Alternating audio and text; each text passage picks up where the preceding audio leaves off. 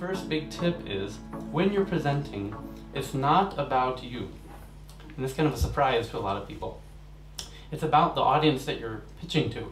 So most people, when they're constructing, they're at home the night before doing their presentation, and they're thinking, what do I want to say? What do I want to say? What do I want to say? And the reality is that's not what's important.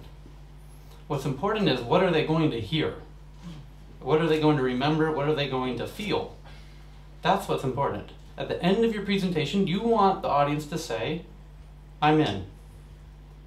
At some point, you had that startup idea in the shower, or in the car, on the way to work, or at school somewhere, and you had this idea. And when you had that idea, at that moment, you felt an electric shock, typically. And you're going to spend the next 3, 4, 5, who knows how many years of your life dedicated to that shock that you felt. Yes?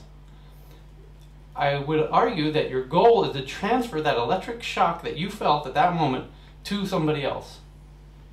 And if they feel it, and oftentimes, if you do it right, sometimes they will, they're with you.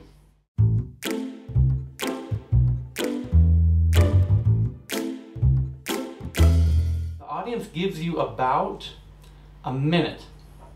And in the first minute, they make a decision if this is interesting or not. So you really kind of got to hook them at the beginning. That's one of the other big tips.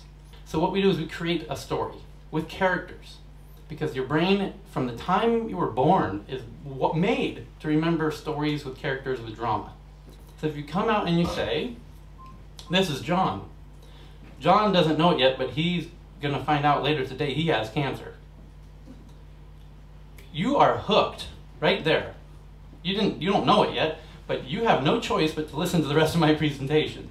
Because you are projecting yourself onto John, or Jan as you might say here, and you want to know what's going to happen to John. So a lot of times when you're given pitches, you're given 2, 3, 4, 5 minutes to pitch your presentation.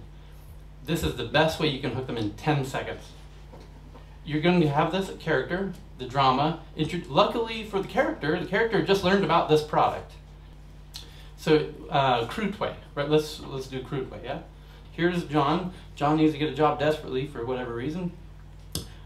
He's tried all these different things and it's hard and and the competition sucks, all this crap out there. Luckily he just learned about crude way.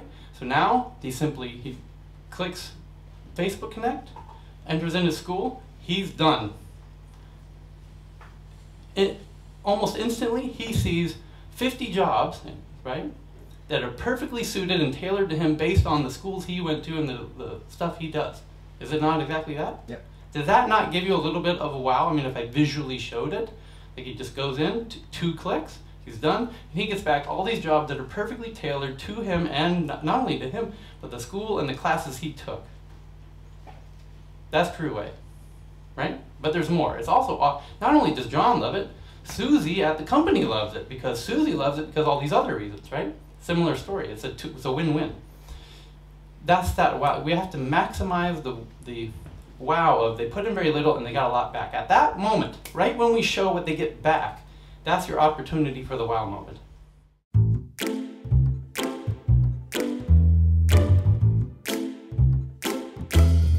You have 2 parts to your brain, analytical brain and story brain. The story brain is you had when you were a little child with stories. This is why we go to the movies and we love watching movies. And the analytical part of the brain is the PowerPoint part. You don't want to speak to the PowerPoint part. Why? Because when you're watching a presentation, your first thing you're going to do is say, here's all the reasons that startup won't work. It'll take too much money. They're going to have a hard time finding partners for that. You're not going to be able to sell that to hospitals. Hospitals aren't going to try it, but they're not buying that. Your brain just naturally does this. When you're in the story part of your brain doesn't do this. When you're watching Harry Potter, and he jumps on a broom and flies away, you don't think, you can't do that. you can't do that.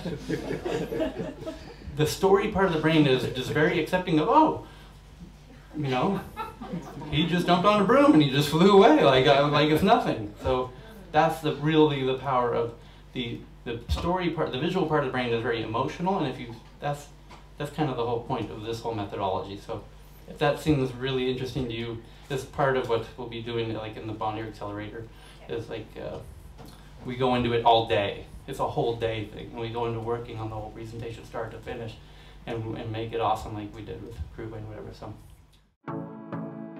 Bonnier Accelerator. We're looking for the entrepreneurial stars of tomorrow.